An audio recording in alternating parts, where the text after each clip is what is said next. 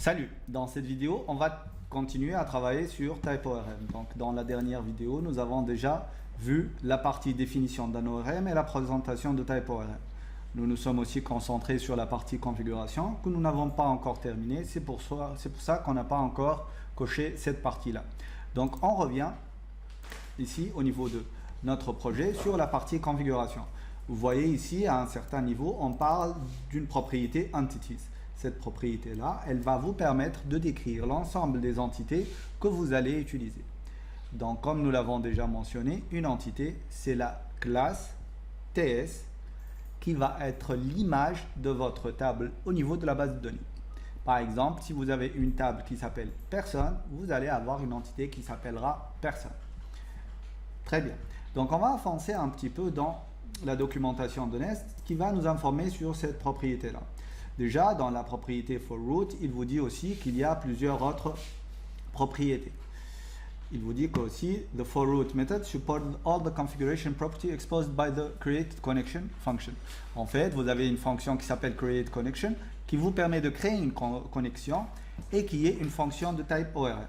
Cette fonction-là, elle a plusieurs propriétés. Parmi elles, nous remarquons qu'il y a les propriétés suivantes. Par exemple, retry attempts. C'est le nombre de tentatives de reconnexion à la base de données que vous pouvez exécuter. C'est-à-dire, imaginez que vous vous connectez la première fois et que vous n'y arrivez pas. Et bien, lorsque vous avez cette propriété-là à 10, il va rester un petit moment et retenter. Ce petit moment-là, c'est le retry delay.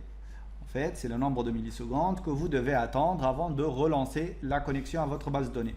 Ici, c'est 3000 millisecondes et le premier, c'est 10 par défaut. D'accord? Le autoload entities, c'est le chargement automatique de vos entités. Et le keep connection alive, plutôt keep connection alive, c'est la propriété qui vous demande de ne pas en fait fermer la connexion lorsque vous fermez votre base de données.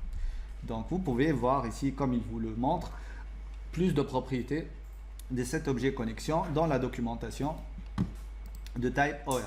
Donc voilà la documentation avec les différentes propriétés. What is connection options? Parfait. Donc on avance maintenant. Donc pour la propriété entities, nous avons le choix. Le premier, c'est d'aller les lister une par une. Le deuxième, c'est d'aller tout simplement ici et dire je voudrais avoir un dossier dist dans lequel je vais avoir ça. Donc en fait, réellement, ce que vous êtes en train de dire, c'est quoi? C'est que tout fichier qui contient le mot-clé entity et qui est de type TS ou bien JavaScript, va le chercher comme étant une entité. Donc en fait, tout simplement, en ajoutant cette configuration-là au niveau de votre configuration globale, vous lui dites tout simplement, écoute, à chaque fois que je vais créer une entité, je vais lui mettre l'extension .entity et .ts. Et là, chaque fois que tu trouves un fichier de ce type-là, tout simplement, tu vas aller le chercher et le définir et l'utiliser comme étant une entité. Parfait. Ça, c'est pour la partie configuration. Donc, on va essayer de voir déjà, est-ce qu'il y a un problème au niveau de votre code. Donc, si on va faire un nest start-watch,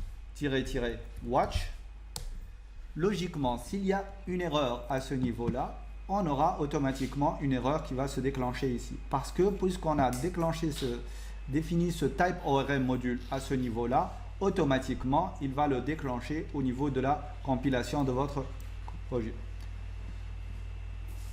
Voilà, donc on va attendre un petit peu. Il n'y a pas d'erreur a priori et c'est bon. Donc tout va très bien et vous voyez ici que le TypeORM Core Module a été initialisé avec succès.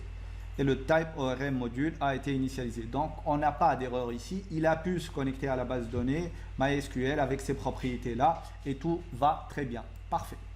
Donc là, au niveau de notre dashboard, on peut aller lui dire, c'est bon, la partie configuration a été réalisée avec succès.